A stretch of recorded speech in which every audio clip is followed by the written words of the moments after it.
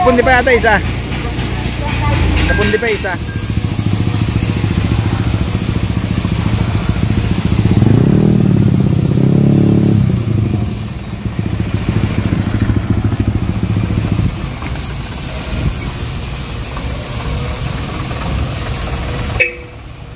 Thank you.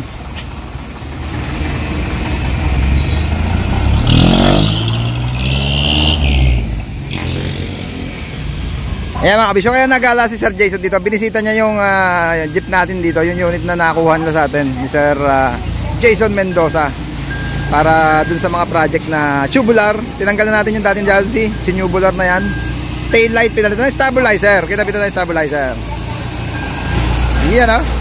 Grabe, sila stabilizer na mga kabisyo. Ayun si Sir Jason, amana ka na, amana. Ayan. Paamana kasi si Sir Jason ngayon, meron siyang sakay doon. Ito na yung project mga kabisyo. Running light, tail light.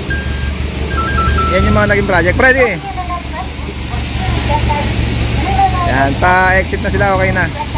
Nung kinuha lang sa atin to, binalik lang para dito sa mga accessories. Nga yung running light natin, ilaw, jet Inoue, ginamit natin yan. Aparato, para nagraran yung ilaw nya. Napundi pa yata isa. Napundi pa isa. Tubular, okay na rin.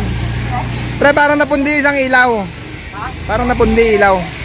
Pa-check natin, gilid mo muna dito. Sige, atras mo muna.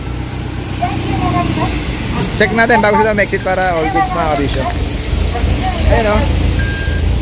Si Andy, Ray. Tubular. Ray, si Andy. Ay, si Andy. Yung kabila, syempre, all good siya.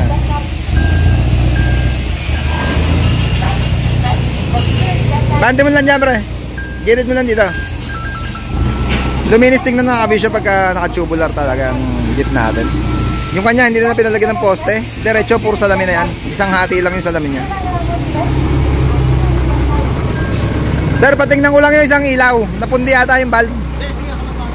Hindi, baka kasi sa aparato eh. Para mapalitan ko. Pero pag bulb lang, para ano ko na. Pacheck ko lang muna, dali. Yan, okay na dyan, okay na dyan. All good step, alis na, napundi pa isa. Check lang muna mga kabisyo. Yan o.